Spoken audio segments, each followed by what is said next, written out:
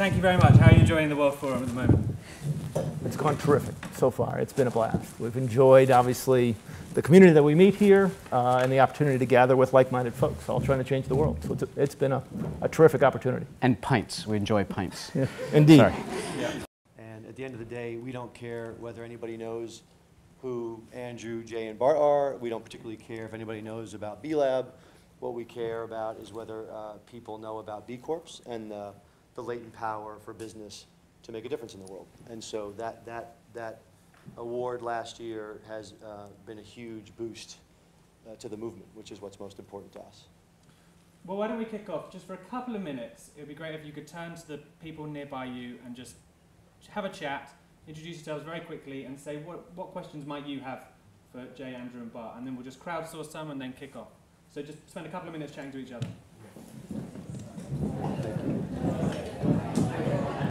Thank you. No worries. Well, okay. Well, why don't we start with that question there? What is the value to Matt of becoming a B Corp? Go ahead. That's you, bud. All right. There's a couple ways to think about that. One of which is the value to your enterprise, and the other is the value to the broader movement to use business as a force for good. And we'll talk about the broader movement last, because you're asking about particular business case for a B Corp. And I think the initial instincts of a lot of folks, including myself, who come out of a consumer products background, is around marketing. And so your question about if consumers don't know about a social enterprise mark, they certainly don't know what the heck a B Corp is. And even in the US, where it's been around a little bit longer, we don't have any data that says brand awareness is X and you're 3% more likely to get this consumer and your sales will go up by 32.4% in the first 6 months because you're a B Corp. But what we do have is we have a lot of evidence on that. We've run a bunch of different marketing campaigns through the generosity of the B Corp community that are in the media space who have donated ads. We have B Corps that are retailers that have run in-store campaigns where we've actually had those retailers have had the highest sell-throughs for those products that were on sale during the B Corp promotion of any other promotion they've done in the history of their retail stores. And so we know that like these little be the change pins create conversations between the floor people and their customers. Importantly, not about an individual product, but about, hey, this is the kind of store that you can come to get great products from great companies. And in fact, we're one of them. And so it creates an opportunity for your employees to take even greater pride in the company that they're working for. And so one of the things that's been fascinating is to watch the CEOs go from, my most important thing is how does this impact my consumers, to have them watch the transition over the last 5 or 6 years to say, actually, the most important thing is about attracting and retaining talent. And no matter what business, whether it's a large multinational or a small tech company, in whatever part of the world, your most important asset walks in every morning and leaves every night. And no matter what business you're in, you're going to succeed or fail based upon the strength of your team. And increasingly, people want more than just a paycheck. They want a purpose. And they want to both make money, and they also want to make a difference. And B Corp becomes a powerful signaling device, not just to consumers or to the investment community, but becomes, importantly, a powerful signaling device to the next generation of talent, where they know they can bring their whole self to work every day. Like one example of that, there's a company based out of New York called Etsy. That's a global, I don't know if people have heard of Etsy, but it's a global marketplace, e-commerce marketplace of sort of handcrafted goods. They've got about a million sellers, and they do several $1 billion worth of transactions every year. They just filed their S1 to go public last month. As they were making a big transition into mobile, there was an article in a tech blog that said, Etsy steals Pandora's top mobile talent. And as you read the article, this top mobile guy from Pandora left Pandora to go to Etsy because he said, I can believe that Etsy is more than just hype about being a good company, and the way I know that is that they're a B Corp. And so that's like one example, and there are myriad others like that, where there is some marketing value, where you can turn some of those customers into evangelists for your brand. But I'd say that the biggest commonality among all 1,250 B Corps in over 100 industries and now 40 countries, is that they see this as a way to really connect with their most important resources, which is the people that work there every day. I thought that was interesting you started off on talent, Jay, because I reread your foreword to the B Corp handbook just before we started, and you launched straight into a story about millennials, basically, and what millennials want out of their careers.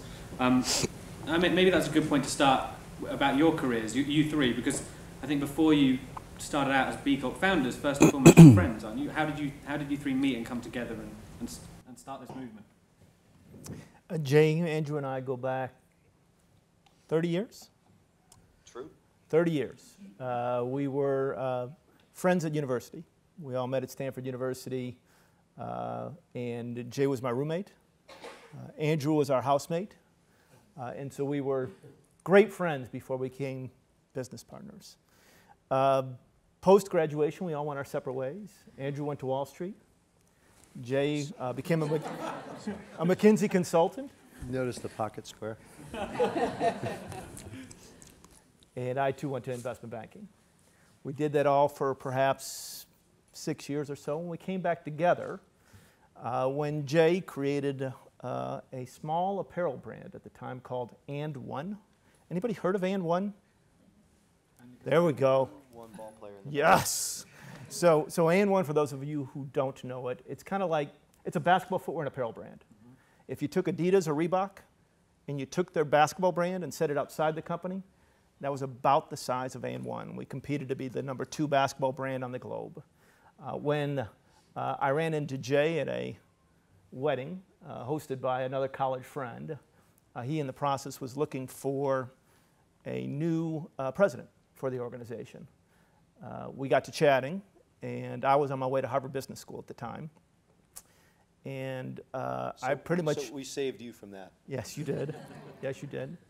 I pretty much called him an SOB and said, why didn't you call me? Like, this is exactly what I'm looking for. By the end of the wedding, I had called Harvard, told them to keep the deposit, and joined what at the time was about a $500,000 t-shirt company. How many pints did you have at that time? Several. Several. Best decision, quite honestly, that I've ever made. And our first seed capital came from this very influential Wall Street banker named Andrew Kassoy. Okay. So Andrew was one of our very first investors. Jay and I worked to grow that business to about $250 million over the course of the next 11 years. Andrew remained kind of the conciliary of the business over the course of that run.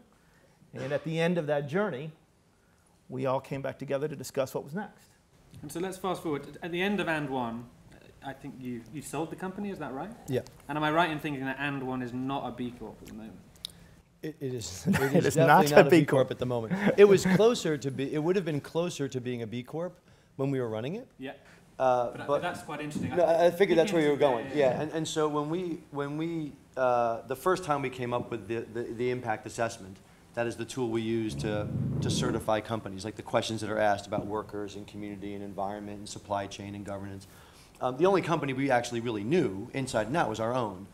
And so as we sort of effectively crowdsourced the criteria from leading businesses across a bunch of industries about what types of questions we could ask, because we obviously weren't social enterprise with background or impact measurement background folks, we said, well, let's run And One through the assessment. And One, by that time, to be fair, we had been talking with Patagonia and Seventh Generation and some other sort of well-known leading businesses on the sustainability front. We had become friendly with them. And they had all scored between sort of 80 and 95 on the assessment. And what's the assessment out? It's out of 200. Yeah. Thank you. It's out of 200 available points. So 80 and 95. Which meant that there's even iconic businesses like Patagonia, who are phenomenal enterprises, they have a lot of headroom in front of them, right? There's a lot of things. Nobody does everything well, right? What's the highest anyone's ever got? Honestly, I don't even know. It's probably in the 160 150s or something? 160s. Like, that's not the distinction that we're looking for. We can talk about that later. But Yeah, anyway, we'll come back to that. But so those companies were scoring there, and we felt that And One certainly wasn't doing nearly what those companies were doing, and And One scored in like the low 60s. And so that actually made sense to us, Yeah. because And One had a great workplace code of conduct, sort of supplier code of conduct with our overseas factories. We had given 5% of our profits to charities since the very beginning. It was a fantastic corporate culture. A bunch of other things that would have sort of been part of how we would all think about sustainable business or social environmental impact. But we didn't do really much anything on the environment. We barely had blue buckets under our desks or the little email signatures that says please don't print. Like that hadn't shown up in our consciousness. Blue buckets being recycling bins. Yeah, sorry, that's within the US. There are all these blue buckets with the recycling bins. And so it felt right to us that And One, the company that we ran and we're very proud of, would have been like within we'd say in the US, within spitting distance of the 80-point bar, which is the minimum to become certified, but would have had to actually be intentional about making some changes to get there. And so, I mean, just to wrap that little story up quickly, because I think it's interesting to think about you guys, first and foremost, as originally CEOs and investors. Is there anything that you'd have done differently running M1 8, 9 years later after B Corps? That's a good question. If we were a B Corp? Is that the question? Well, no, go back, Sure. anything to enshrine those values in a So- way which maybe would have been... Yeah. That's a good segue for your... Yeah, so you're going to hear different journeys to us joining together to launch B Lab. So take this as mine. I was the business guy at And One. I was focused on the business of the business. And I had watched over that 11-year an organization that was pretty deeply committed to its employees as a family-centric environment and to its factories overseas and to the local community. And the truth is, as we scaled, it got harder and harder to maintain that commitment. Really honestly, we did a leverage recapitalization in 2001 where we brought in $35 million of private equity. It got it significantly more challenging when you're not playing with your own money. And then at the moment of liquidity, the moment when we were selling the company, and importantly, we knew what we were doing, former investment banker, we knew who we were selling to, and our new buyer absolutely paid us fair value for the organization. But within 3 months of the sale of the business, whatever was left of our commitment to our employees, the community, and the environment had been stripped out by the new owner. Within 3 months? Within 3 months. Within 3 months. And certainly... Conservatively. And certainly for me, that was alarming. We spent 11 years trying to build a responsible business that within 3 months of new ownership, it had lost its way on those fronts. And it felt to me like there had to be a better way, that if you wanted to embed mission in an organization and make sure that purpose is maintained long term, there had to be a way a company could scale, raise capital, have a liquidity event, and know that that mission was maintained long term. And so can you just explain that quickly? What are the B Corp ways of embedding that? Sure. Right. You want to talk about the legal? Sure. So we haven't really gone through, to be certified as a B Corp, you have to do two things. You have to meet a minimum set of social and environmental performance standards that are built into this impact rating system that Jay was just talking about, the B impact assessment. And you have to get an 80 on that assessment. But the second thing you have to do is build your company to last as it changes ownership and management and investors. And that is done by changing your legal articles to include some language that says that you will consider the interests of your stakeholders, not just your shareholders, when you make decisions. So that's a fundamental change in the way most people think about what a business is for.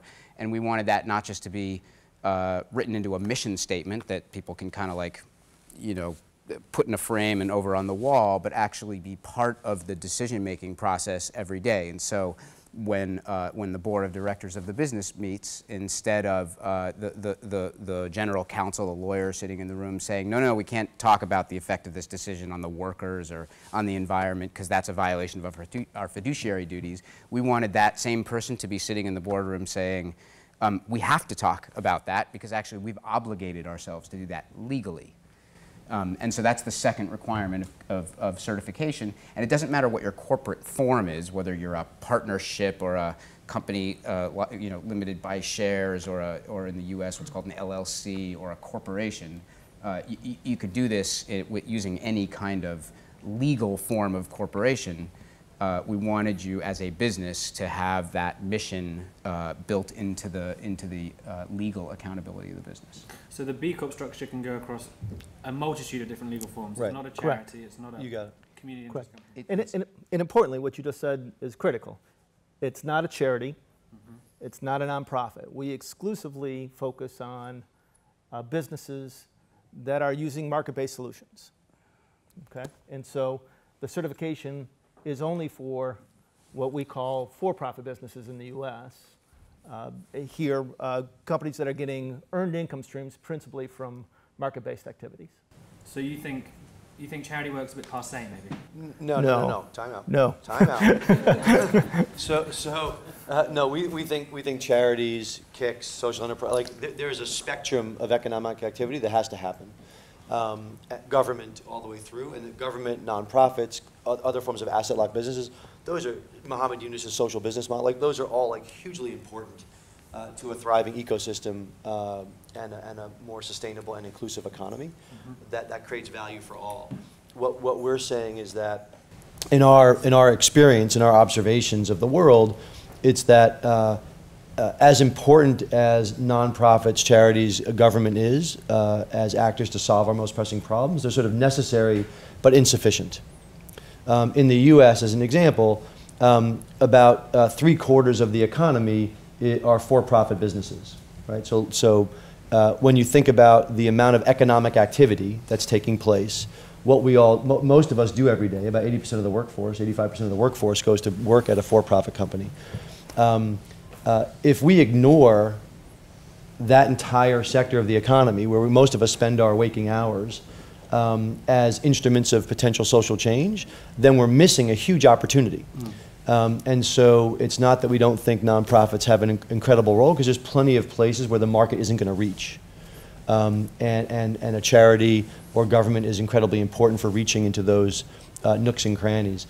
But there are, if we can come up with a market-based solution for that same problem, where there's a customer who's willing to pay a certain amount of money for a product or service in excess of what it costs to deliver that product or service, well, then that's a much more scalable solution. And ultimately, we're about finding scalable solutions to our most challenging problems. And if we can use business to do that, then that's just like an added tool in our tool chest. And I'd like to come back to that big corporation and ownerships in a minute, but just for the room, what's the largest B Corp out there by revenue size? Just household name type stuff. Sure. So I don't know that it's a household name in Europe, but there's a very large Latin American company called Natura, which is a big cosmetics company that has about 7,000 employees, about between $3 and $4 billion in turnover. They sell through direct consultadoras, right? Through direct sales programs. So they're a pretty huge company throughout Latin America. I think they do a little bit of stuff in Europe, but not much. So that's a pretty big company. There are probably several other companies, like 4 or 5 other companies that are in the $1 billion range. There are cooperatives, farmer-owned cooperatives like Cabot Creamery. There's a large telecom company in Afghanistan that for a while was the largest B Corp called Roshan. They're the largest private sector employer in Afghanistan. They're pretty big. There's a large bank that is called Business Development Corporation in Canada, and several others of that size. And what's the smallest? The smallest is probably a 50,000, whatever, sort of a 25,000 pound sole proprietor doing consulting of some kind, right? Or it could be a guy doing photography, right? It's quite a detailed process to go through, isn't it? I logged on and we're thinking of Hub Ventures perhaps being a B Corp when it launches in the UK in September, and there's a long list of questions that you have to go through. And it'll vary. Importantly, so a small service company is going to be asked fewer questions around their environmental impact than a large paper mill. Okay. And so depending upon the number of employees you have and also the industry that you're in or even the part of the world you're in, while we always ask questions about workers, community, suppliers, customers, and the environment, the number of questions, the type of questions may vary depending upon... And the weighting. And the weighting, depending upon your size and industry and location. Well, I want to open up to the audience in a sec, but just before we do that, why don't we just talk about B Corps coming to the UK and Europe? So you're going to Amsterdam on Saturday, you said? We are. We have the launch of B Lab Europe beginning next week, which I'm really excited about. And this was... Tell us about this document. So this document is called the B Corp Declaration of Interdependence. And this is sort of a founding document of the B Corp community. It was written about 10 years ago. And it is meant, and all B corporations, when they get certified, in addition to meeting the performance standards and the legal and the transparency standards that Andrew talked about, they all sign the Declaration of Interdependence as sort of a statement of our shared values and commitment to use business as a force for good. And so obviously this document has been inspired by other famous founding documents around freedom and liberty. But what might be less obvious, and particularly in this sort of fancy pants script that's hard to read, is there's also a lot of inspiration from around the world that's embedded in the language in this document. So for instance, the cards that you all have on your tables and the pins that we're wearing that say "Be the Change," most of you would know that that comes from the famous statement attributed to Gandhi, that we must all be the change we seek in the world. And you'll see that that's the first truth that we as a community hold to be self-evident, is that this starts with our own individual action, and that we are the agents of change. We're not waiting for others to create the change for us, but this is about our power as individuals. And how's that? You're in 40 countries now, you said? Yeah, so we're for like 43. And how's that played out? You know, because it's quite American, isn't it? Well, what I would say is, I would say yes, and I would say that the next line after "we must be the change we seek in the world," which is, you know, an Indian who came to London to study, who was inspired by a Russian novelist who had studied the Gita. Even that line has multiple links throughout the world. The very next line, that all business ought to be conducted as if people and place mattered. I'm imagining in a university town like Oxford, there might be a few people who've heard of an English economist named E.F. Schumacher, who wrote a very seminal book that launched what's now people call the local living economies movement, called Small is Beautiful. And the subtitle of that was Economics as if People Mattered. And so that line, it actually has a British inspiration. And we added the word place because we thought that if he were around, he might think that place mattered today too, in addition to people. There's also like the final line, or actually where it says that through their products, practices, and profits, businesses should aspire to do no harm and benefit all. So the two ends of that, like the notion that you should do no harm or do unto others as you would have them do unto you, is a golden rule that comes from about as many different faith-based traditions from all around the world. Mm-hmm. And specifically to benefit all, for all of you East Asian studies majors who are thumbing through the Tao Te Ching every evening. Anyone in the room with East Asian studies major? I was. Is sort of verse 8 of the Tao Te Ching talks about, uses a phrase that says, the best, like water, flow from high places and benefit all. And so there are many things that are less obvious than the declaration and the fancy font, or that we hold these truths line, that are clearly sort of coming out of the Declaration of Independence, which of course was inspired by French and English thought of Locke and Rousseau and the rest. And so we need to do a better job with the graphic design and some of the other language to make sure that this sort of communicates the global inspiration for what we think are some of the universal values of the Declaration. But that's where this comes from, is sort of a weaving together of things that have inspired us from all around the world that we think we'd like to see manifested in the marketplace. And just tell us a little bit about that story of growth. Sure. You started out in America, and you know how does a country adopt the B Corp methodology and become part of the community? Yeah. And so, since inception, the ambition was global. We thought there was real utility to showing that there was a use case. So we began this endeavor in North America, in Canada, and in the US. About 5 years in, we thought, enough evidence to begin a global effort. And importantly, if Jay, Bart, and Andrew tried to launch this movement anywhere outside of the US, we'd be roundly thrown out of the country. I mean, this cannot be a US-born and US-led movement. This has to be a global endeavor. And to that end, we did our first pilot down in Latin America, where we found 4 entrepreneurs who created a sister organization called Sistema Bay to launch this movement in Brazil, Colombia, Chile, and Argentina. Based upon their success over the first 2 years, it went exceptionally well.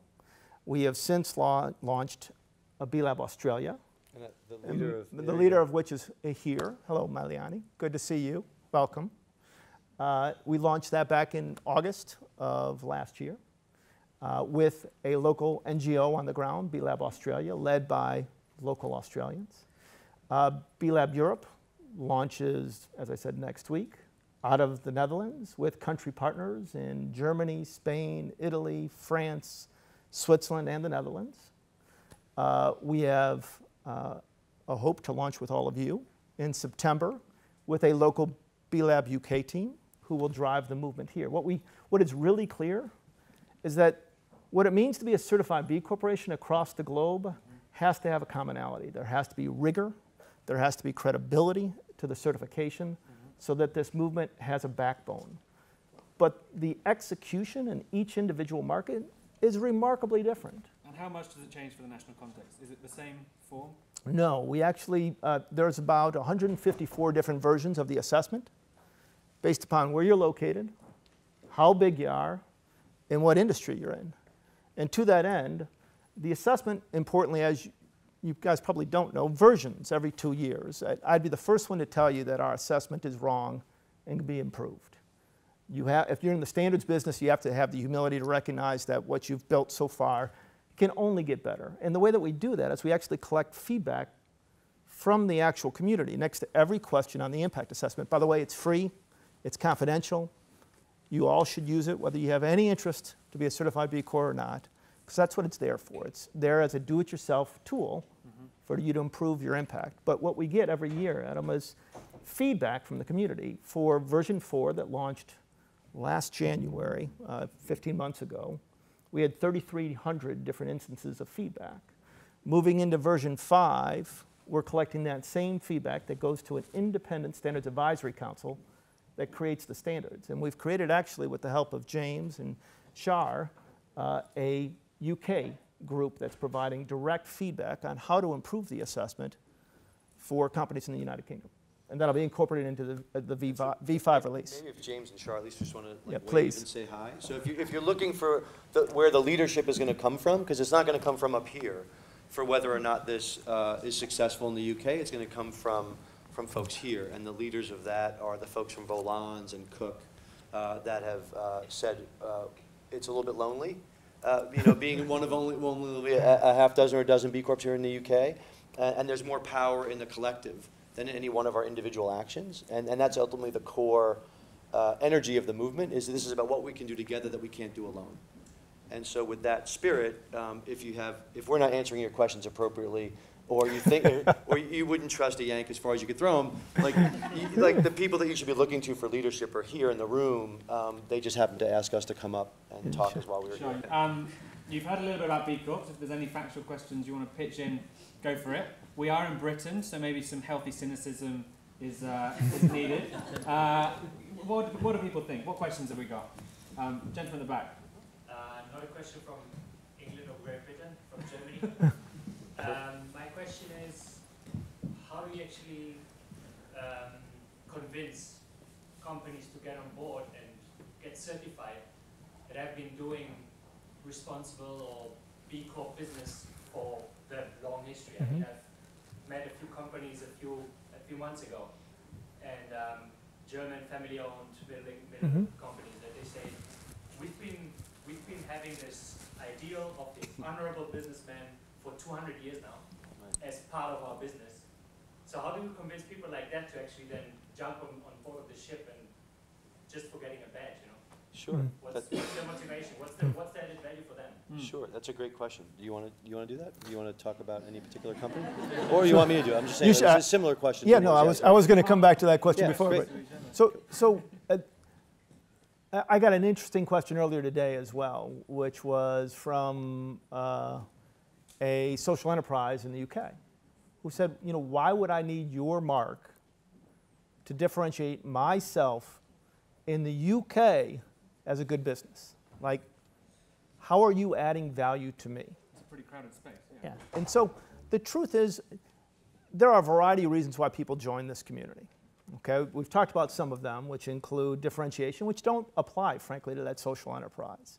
Another of which is around raising capital, which only applies to some organizations, not all. But companies that are looking for mission-aligned capital to make sure that they're bringing in investors that match the purpose and mission of the company, this is a relatively critical change for those organizations. But I tell you the last two are most powerful. One Jay mentioned and one Jay alluded to and didn't get to. The community of certified B corporations is an incredibly powerful community. And it has nothing in the world to do with Jay, Bart, or Andrew about the power of that community. They've created a network of mission-aligned leaders who share best practices. Crazy examples I could give you, whether it be literally today, Ben & Jerry's and New Belgium Brewery announced that they're jointly launching a new ice cream flavor.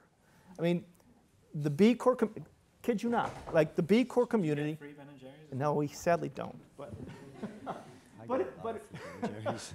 But importantly, the power of that community is not just in collaboration around business opportunities, but it's also just having a group of peers whom you can rely on around critical issues that are beyond exclusively building the bottom line. The second piece, before you jump in, Adam, that is perhaps the greatest commonality. If you ask the 1,250 certified B corporations why they're part of this community, the commonality amongst all of them will be leadership. This is a leadership play, folks. We don't aspire to have 25 million certified B corporations. The certification is for leaders. It's for best in class. It's for the gold standard. It's for those organizations that want to have an impact beyond the four walls of their business. And the aspiration of the overall community is to redefine success in business, that through that leadership, we can inspire legions of companies to follow and use them as examples to either use the impact assessment as a free tool or use some of our mission alignment tools to change their governance structure. And just to give you an evidence of that leadership, 1,250 certified B corporations have now inspired 25,000 companies to use the impact assessment as an internal management tool. The same 1,250 have inspired about closing in on 3,000 companies to join our mission alignment work and rewrite their articles or become a new legally recognized corporate form called the Benefit Corps. And so that leadership is working. And at the end of the day, importantly, I'd tell you the certification, more than anything else, is a leadership play. So you said best in class. You talked earlier about not wanting people to get to 200 necessarily on the impact assessment. So is your business model as the B Lab or B corporations globally to, well, it's not, you've just said, to expand the number of B corporations endlessly? Is it to continually improve the standard? Right. So at the end of the video, we had, I think the vision is not, as Bart, there's like 25 million businesses in the world. They're not all going to be certified B Corps, they're not all going to be register as a certain corporate structure. But every business in the world, no matter what industry, no matter what country, no matter what size, can measure and manage their impact with as much rigor and discipline as they manage their profits. And so the ultimate objective of our work and our collective action is actually about a culture shift. It's not about a certification. It's not about a legal structure. It's not even about improving the particular, going from a score of 80 to 90 for your individual company, right? As important as all of those things are, the ultimate objective is that we redefine success in business so that what we expect of the places we work, of the places we invest, of the companies who produce the products we buy, we expect them to create a better place for their workers, to improve the quality of life in their communities, and to make sure that our children and their children get to enjoy the same natural environment with clean water, clean air, and all the rest of it as we do. And we think that can only happen with a significant change in the way business is done. And the dominant cultural, whatever you think about the law, the dominant corporate culture is that businesses make money. Full stop. That's their job. Mm-hmm. And so what this is really about is reframing what the purpose of business is and what its role in society is, which is it's to make money and make a difference and to do them together. Does the certification, do you think, operate more as a carrot or a stick? Like, let's take Ben & Jerry's. Does the certification stop Unilever Right. making Ben & Jerry's worse, or is it about improving Ben & Jerry's day to day? So the short answer is yes. and the reason being is that the legal stuff matters, Yeah. right? And the shareholders of a B corporation have incremental rights to hold that company accountable to pursue a material positive impact in society and the environment. That doesn't exist in other companies. Has the certification ever been taken away from someone? Of course. Sure, sure. And so as an example, so this isn't a story about it taking it away, but I mentioned earlier that that company Etsy just filed their S-1 to go public on the New York Stock Exchange. In their documents that they have to file with the Securities and Exchange Commission about their public offering, like every other company that lists, that writes, that files their S-1, there's a section on risk factors. One of the risk factors that Etsy named, and their bankers are Goldman Sachs, Morgan Stanley, and Allen & Company. So this isn't like a marginal fringe company. This is pretty much in the mainstream center lane of capitalism. They said a risk factor for this company is if they were to lose their B Corp certification. Okay.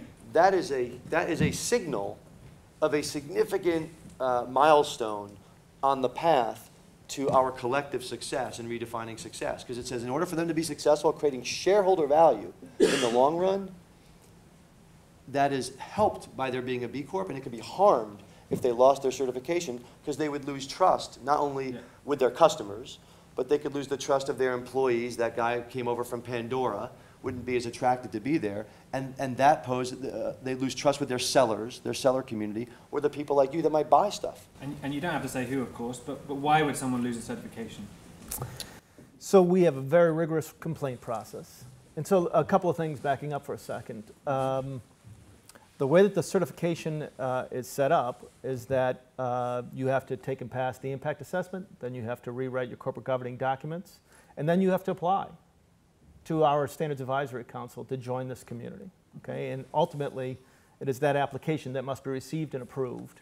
So included in that process is a background check, right? And both on the company and its founders, to make sure we understand. That it also included something called the disclosure questionnaire that looks an awful lot like the IFC list of prohibited activities. All of that is included in the screening process for who joins this community. So to walk in the door is challenging. I'm not going to mislead you. The certification requirements are intentionally difficult, intentionally rigorous.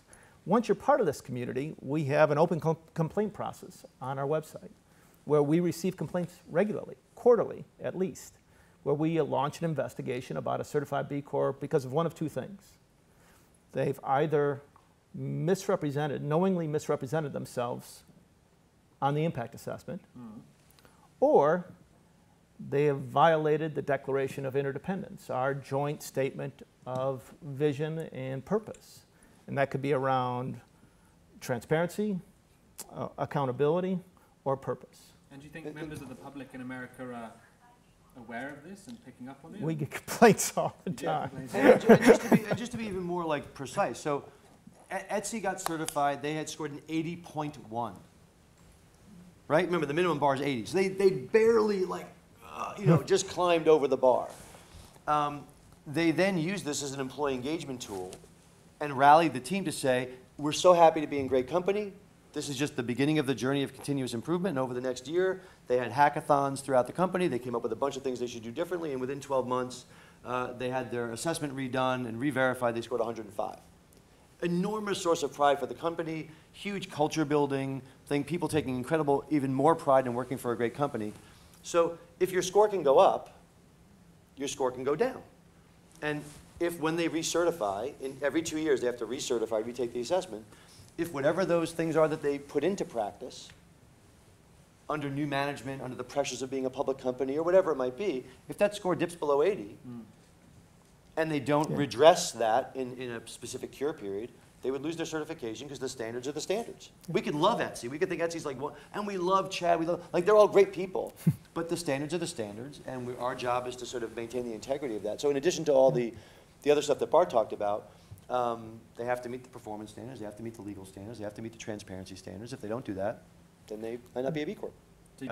So one of the things we're talking a little bit about, just so I close the loop on it, is this is a self-assessment, but it is verified. Anybody who wants to be certified needs to go through a verification process that includes a call with our team, documentation, and a potential on-site review. So that these are verified assessments to end up being certified.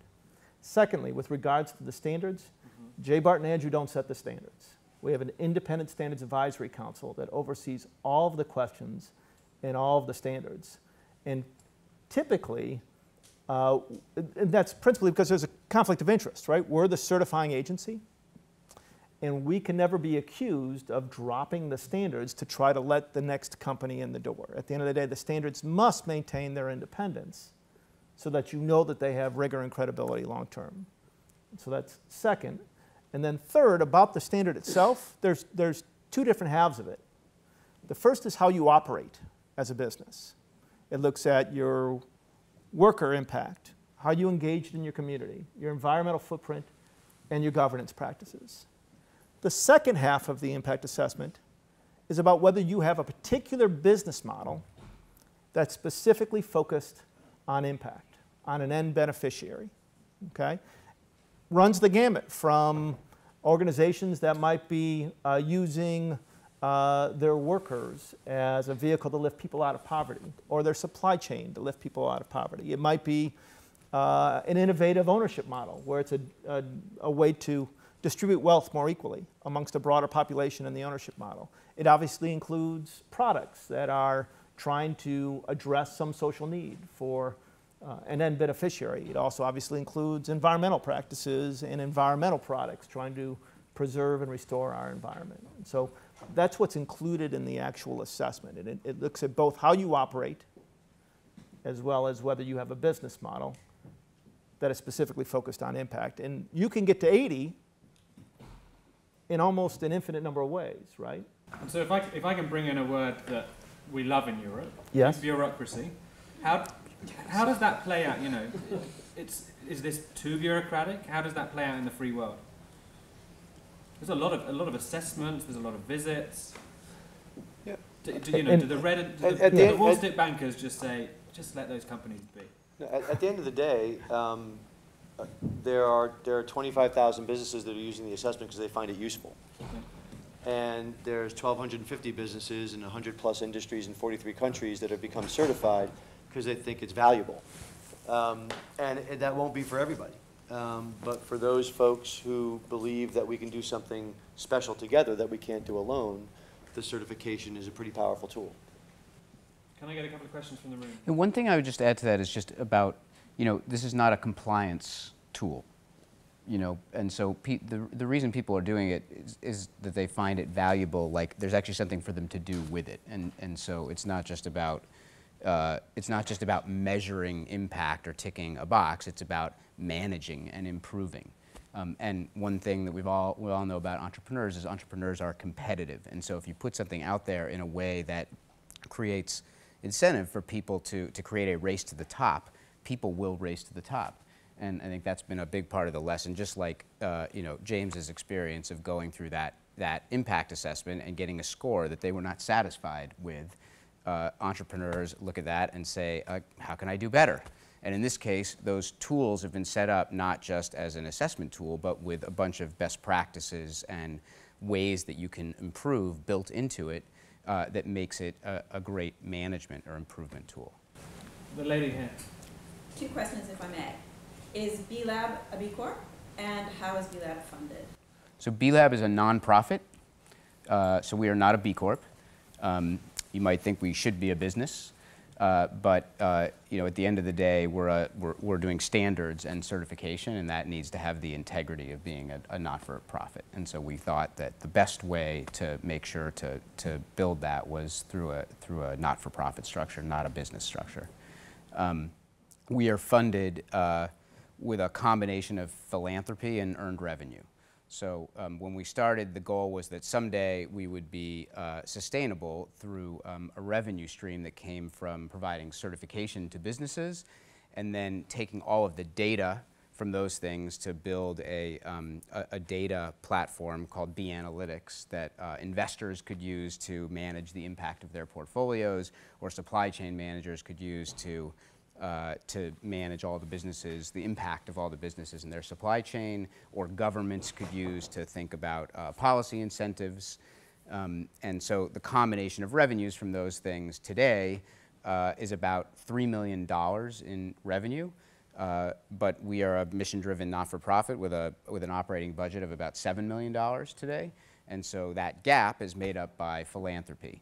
And when we think about the mission of the organization, our job is essentially to always be out ahead of the market. And so I think one of the things we've come to realize over time is that we're not likely to ever be a totally sustainable or profitable nonprofit because we want to always be building the tools that the market needs before the market's quite ready for them. And so there will always be a gap like that, and so we spend, sadly, lots of time talking to philanthropists to make sure that we can fund the organization. Social enterprises are one portion of the B Corp community, and this is certainly true globally. What we see globally right now is that our certification embraces any company that's using business as a force for good. And that can range from deeply sustainable businesses all the way across to for-profit social enterprises.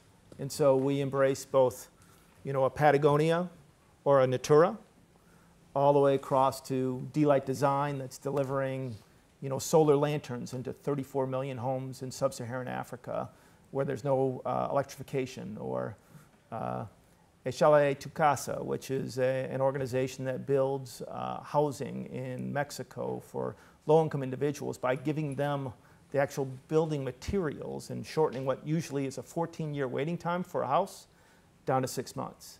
And so we have very rich social enterprises that are part of this community, and we also have leading sustainable businesses. We've seen the same thing across the globe of a breadth of businesses that have joined this movement with that one commonality: business as a force for good. Like in some ways, coming here is a return for us. When we started, one of the greatest inspirations as we got going was looking at the development of social finance and social enterprises and CICs in the UK. The social enterprise movement here is light years ahead of where it was in the US. Like when we started, there were lots of social enterprises in the US. They weren't particularly organized. They didn't have any particular amount of identity and struggled a ton as a result. And we looked at the rapid growth of the social enterprise movement here as a huge inspiration. And we spent actually a bunch of time as we were building the B Corp legal structure in the US, looking to and actually talking to BWB at the time about the way the CICs were structured here.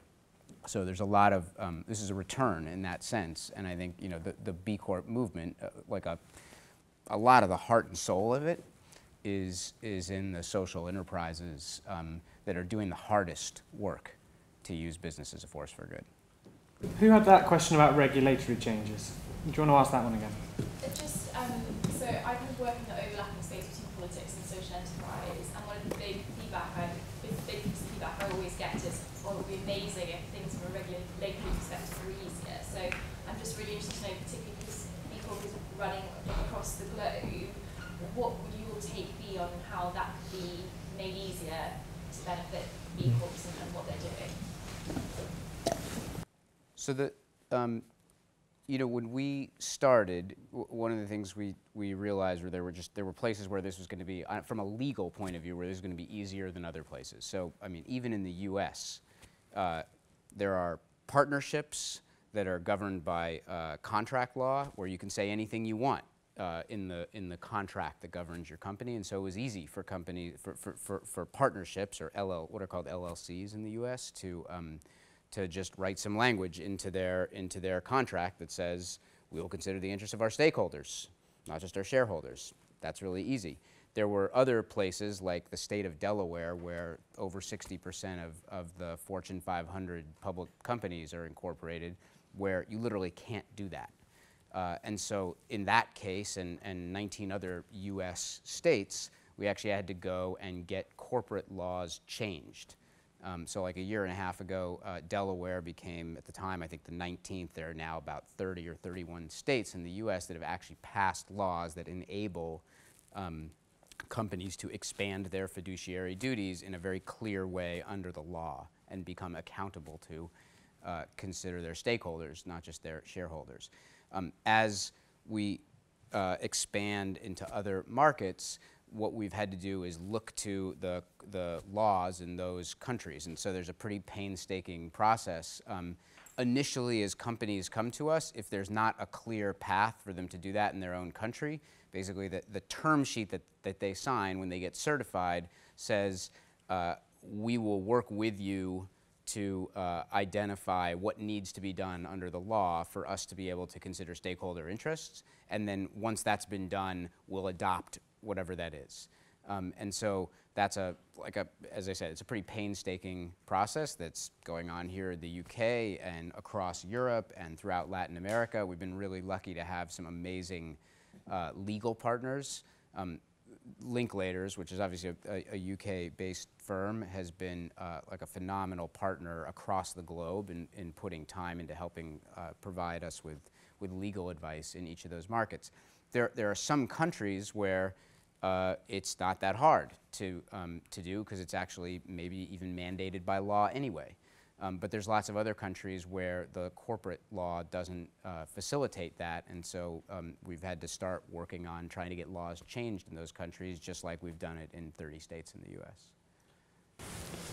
I want to talk a little bit about greenwashing. And do you ever worry that this is, in certain situations, this could just be corporate greenwashing? I mean, let's take the Ben & Jerry's example. Sure.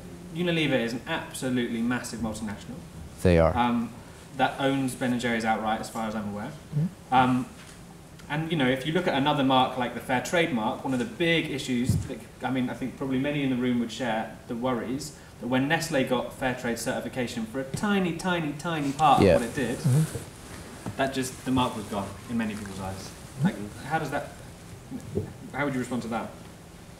I would say that it's Ben & Jerry's that gets the certification. And that if Unilever wanted to try to be certified, they'd have to go through the same rigorous process that Ben & Jerry's has gone through.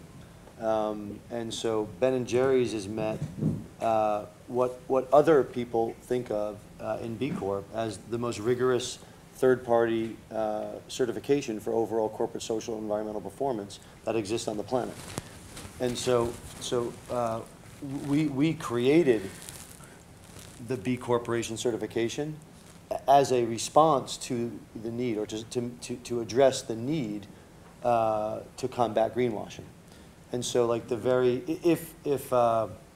and I think that both the response from environmental organizations, labor organizations, as well as business leaders around the world have said that they're using the B Corp certification to differentiate them from other companies that don't meet rigorous third-party validated performance standards, so that they can demonstrate that they are walking their talk, and they're not just like sort of paying a membership fee to buy a good housekeeping seal of approval. This isn't a membership organization where people pay dues and then get to run around with a cool happy face sticker. It's a certification with rigorous standards, and those standards are not only comprehensive around worker, supplier, community, environment, but there are legal standards, as we've been talking about now for 20, 30 minutes. There are real legal standards that are both difficult to do and incredibly meaningful. They're meaningful in the boardroom, and they carry real power for folks who want to maintain the mission of their business as a central part of their business. And so I think that we worry about greenwashing all the time, which is why we exist. And if there are large corporations who find value in the B Corp certification and want to seek it, well, then they would have to meet those very same standards and be transparent about how they met those standards. And then we'd all have an opportunity to say whether we believed it or not, because you'd have more information about them than you do today. We get these companies all the time, like, who say, hey, I'd really like to be a B Corp, and I'd love to pay the fee. Big companies love to pay the fees, but I don't really want to do the legal. Can't you guys just make that change? It's going to benefit you a ton to have me in this community. But do you And the ever answer worry- is no. Do you ever worry that B Corps, social enterprises, ethical companies is a bit of a passing fashion, and unless we really fundamentally change the ownership structures of companies, we're never going to fully embed social value in what they do?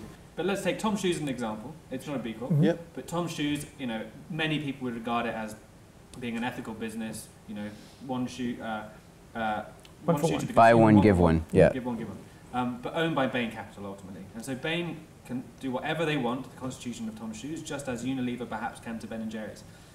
And if Unilever turn around and go, well, this is no longer adding value, the B Corp certification could go overnight.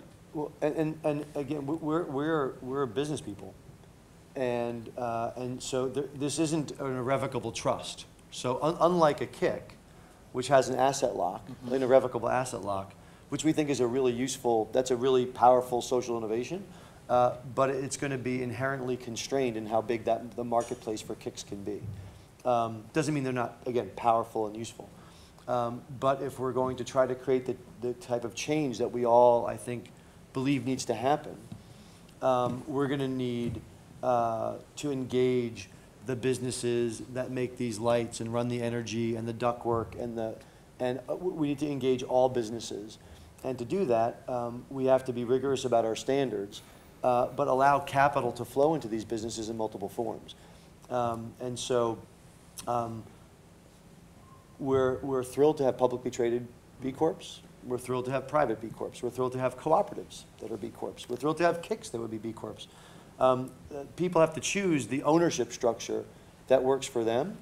And to the extent that they adopt an ownership structure that distributes the wealth more broadly, they earn more points and are more highly rated and get more press from their B Corp certification, like in the Best for the World list that were just covered in Forbes that we released for the 4th time basically yesterday. And so ownership, distributed ownership is of huge value, and we include that in the assessment, and you earn points for that, which is different than governance. And so governance is, again, B Corps have changed the DNA of the corporation by saying we are no longer profit maximizing entities, right? We are creating the maximum value for all of our stakeholders.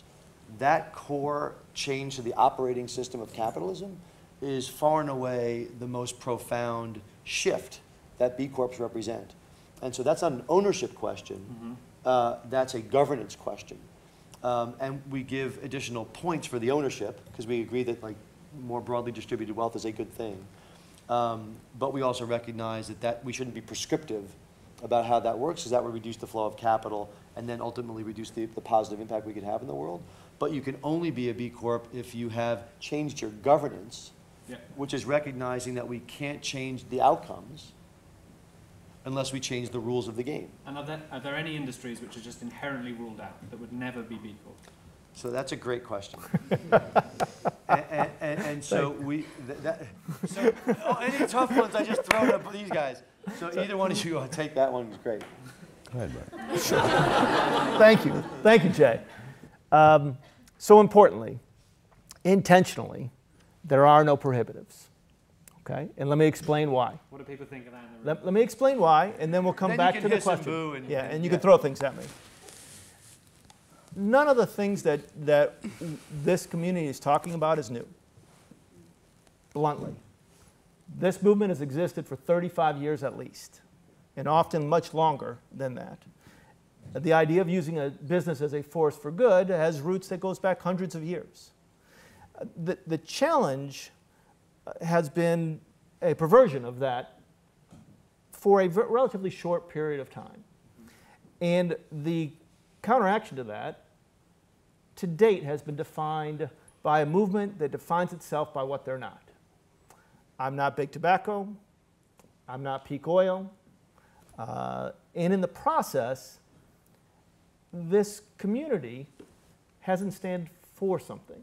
And so when we began this effort 9 years ago, it was really important to us that we thought if we're going to build a global movement that we had to stand for something. There had to be a positive alternative that we were offering.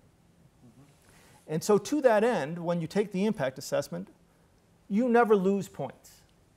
It's only how do you get to 80? How do you accrete points to, or accrue points to 80 over the course of this 200-question assessment. That has manifested itself in a different spirit to the B Corp community, as standing for a positive alternative to traditional ways of doing business. Now, to answer your question specifically, if you remember, I talked about an application process to join this community, where you take and pass the impact assessment, you rewrite your articles, and then you go through a review process and put in an application, and that review process includes a background check. And in that background check is the disclosure questionnaire, which includes, are you an arms business? Are you a tobacco business? Are you an oil business? Any of those questions that are marked go to our Standards Advisory Council. And they make the decision about whether that independent body, whether the negative impact of one of those marks on the disclosure questionnaire is so profound that it outweighs all the positive impact as evidenced on the impact assessment. And so I can't tell you right now that tobacco companies are prohibited, because no tobacco company has applied yet. And when they do, they'll check the disclosure questionnaire, and it will not be the three of us or James or Shar or any of the leaders of B-Lab who will make that decision. That decision will go to our Independent Standards Advisory Council, who's made up of experts, to determine whether the net impact of the company, remember that's at the core, has created a material positive impact on society and the environment. And how do you think that will play out over time? So you've got 1,200 B Corps roughly now. That's just about a manageable community. You could probably get them in one room. You could just about get relationships between them. When there's 10,000, 20,000, 100,000 B Corps around the world, you will have hugely competing ideologies, perceptions about, views on what companies should be. How will you deal with that? Well, we deal with that now. There are B, and this is, we think, a beautiful thing about the B Corp community. There are B Corps from 120 different industries, and that represent the widest spectrum of political ideology, at least in the U.S., right? So there are people within the B Corp community that are very strong conservative Republicans that have even strong ties to, like, the Tea Party. There are folks in the B Corp community that are, like, dyed-in-the-wool progressive liberals who are inherently super skeptical of business, but are doing their business in a cool way and think this is nice. And so one of the most powerful things about the B Corp community, in the 30 states in which we've passed legislation, and Andrew said, there have been 25 unanimous votes, which in the U.S. is a pretty divisive moment in U.S. political history. To get anything passed is pretty difficult. To get it passed even, like, 65-35 would be like a big news. We've had 25 unanimous votes, and the unanimous votes are there because this is about market-based solutions to social and environmental problems. It's pro-business, it's pro-community, it's pro-environment. And so by defining ourselves about what we're for, and not having a checklist of prohibited activities, or a checklist of, like, prescribed things that you must do to be a B Corp, by being a market-based solution, a market-based approach, that you have to meet higher standards of performance, accountability, and transparency. That's something that can attract people from a very wide array of ideologies. And we think that that's a core strength of the community, not a weakness. So there are B Corps that are sole proprietors, or one or two people with very few, with very low revenues. So there isn't a company that's too small to be a B Corp.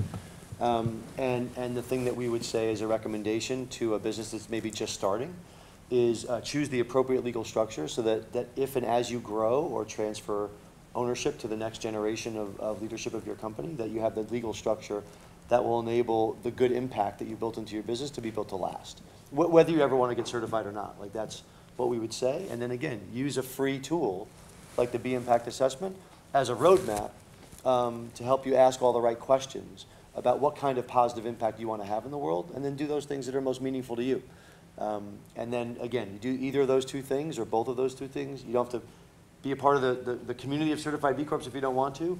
And that's part of the positive impact, to this other gentleman's question, that we're hoping to create in the world, because our definition of success would be when all companies are adopting mission-aligned corporate structures that require them to consider their impact on society, and that when all companies are measuring the extent to which they're creating that impact over time and improving it year on year, whether or not they ever choose to get certified. And just very quickly, would you describe it as an impact lock? Sure. Right, there we go. I'm going to hand over to James and Shah in a minute just to say something about B Corps in the UK. I think we've taken quite a British approach to this, picked into some of the details. We haven't been, whooping about B Corps. But, just give the last few words, maybe from each of you, for people in Britain thinking about B Corps now, what would be your vision in 10 years' time? Why should we be getting involved and excited?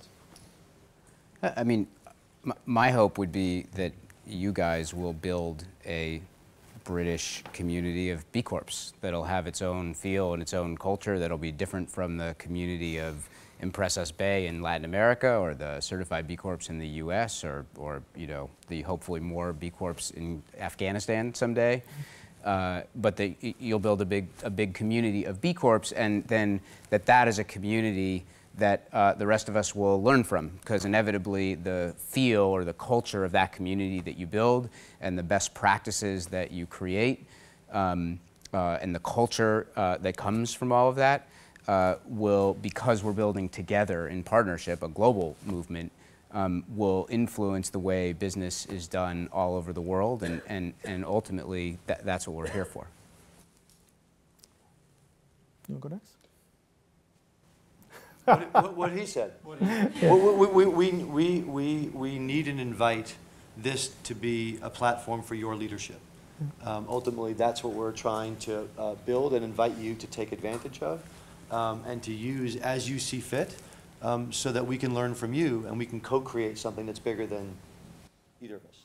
And the only thing I'd lastly add is, we're not completely ignorant to the leadership role you all have played for centuries, right? We recognize that this is the strongest social enterprise movement probably on the globe. We recognize that cooperatives originated here in the UK. KICs certainly superseded and were the original inspiration for the Benefit Corps. There's another opportunity to lead here, and people are going to watch.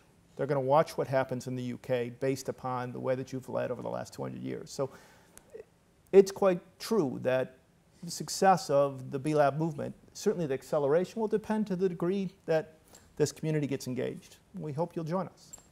Okay, well that's a challenge. Let's show some leadership. Let's not let the Americans take the lead forward. But thank you very much, Jay. Thank you, Andrew. Thank you, Bart. Thanks, thank Adam. you to you all. I think I'll hand over to James and Shah just to say some words about B Corps in the UK. But I think round of applause for our speakers. Thank you. Thank you. Appreciate it. Take care.